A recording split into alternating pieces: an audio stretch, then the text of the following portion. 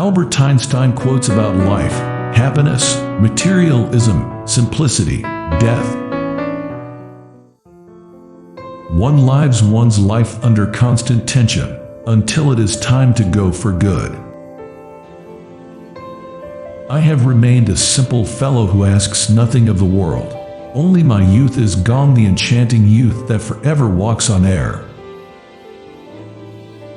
I no longer need to take part in the competition of the big brains. Participating in the process has always seemed to me an awful type of slavery, no less evil than the passion for money or power. I believe that a simple and unassuming manner of life is best for everyone, best both for the body and the mind. Compassionate people are geniuses in the art of living, more necessary to the dignity, security, and joy of humanity than the discoverers of knowledge. 100 times every day I remind myself that my inner and outer life depend on the labors of other men, living and dead, and that I must exert myself in order to give in the same measure as I received and am still receiving. The fear of death is the most unjustified of all fears, for there's no risk of accident for someone who's dead.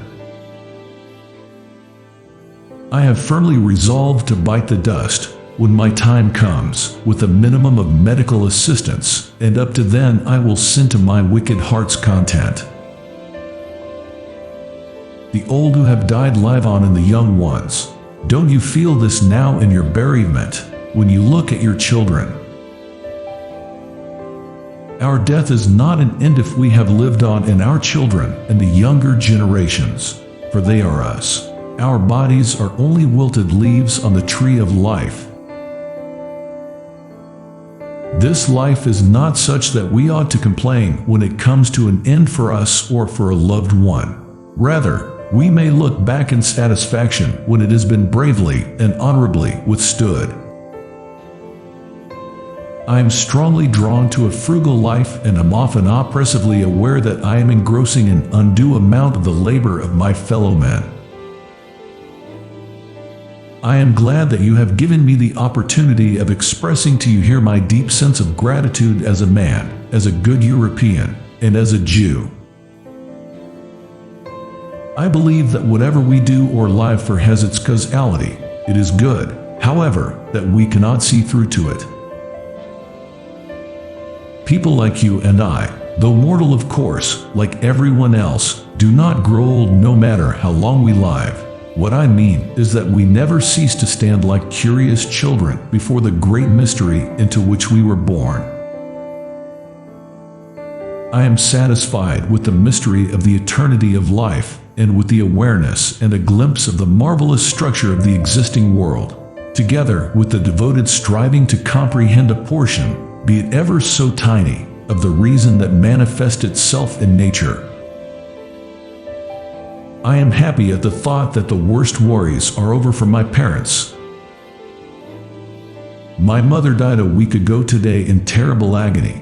We are all completely exhausted.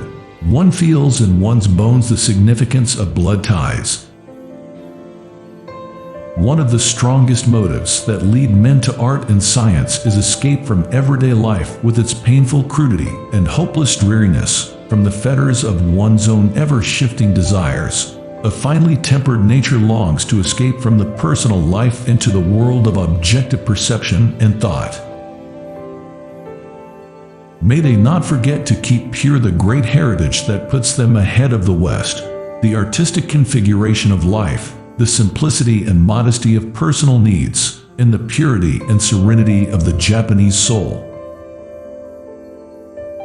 What depressed me most is, of course, the misfortune of my poor parents, who have not had a happy moment for so many years. What further hurts deeply is that as an adult man, I have to look on without being able to do anything.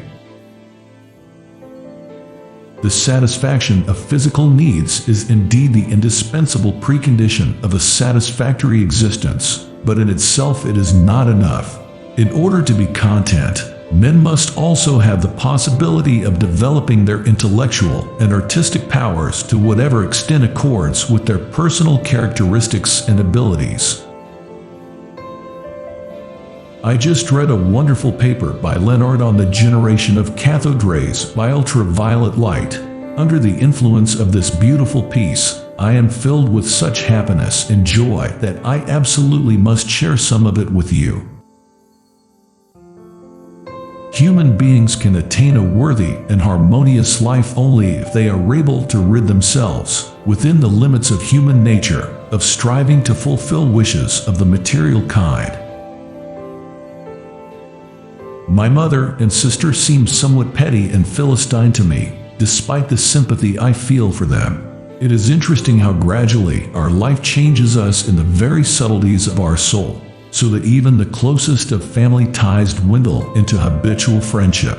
Deep inside, we no longer understand one another and are incapable of actively empathizing with the other or knowing what emotions move the other. On his cheerful father, he was content to observe without wishing for more. For a place to be born in, the house is pleasant enough, because on that occasion one makes no great aesthetic demands. Instead, one begins life screaming at one's dear ones, without bothering too much about reasons and circumstances. Live with purpose. Don't let people or things around you get you down. Death is a reality, and life ends definitely when the subject, by his actions, no longer affects his environment. He can no longer add an iota to the sum total of his experience. Sometimes the only thought that sustains me and is my only refuge from despair is that I have always done everything I could within my small power, and that year in, year out, I have never permitted myself any amusements or diversions except those afforded by my studies. I want to go when I want. It is tasteless to prolong life artificially. I have done my share. It is time to go. I will do it elegantly. Life is like riding a bicycle. To keep your balance, you must keep moving. Quotes by Albert Einstein about solitude, loneliness. A table, a chair, a bowl of fruit, and a violin. What else does a man need to be happy? On how he sees himself, a person with no roots in Ewuro, a stranger everywhere. I am a real lone wolf who has never wholeheartedly belonged to the state, to my country, my circle of friends, and not even to my family, but who, despite all these bonds, has constantly experienced a feeling of strangeness and the need for solitude. Be a loner. That gives you time to wonder, to search for the truth. Have holy curiosity. Make your life worth living. Although I have a regular work schedule, I take time to go for long walks on the beach so that I can listen to what is going on inside my head. If my work isn't going well, I lie down in the middle of a workday and gaze at the ceiling while I listen and visualize what goes on in my imagination.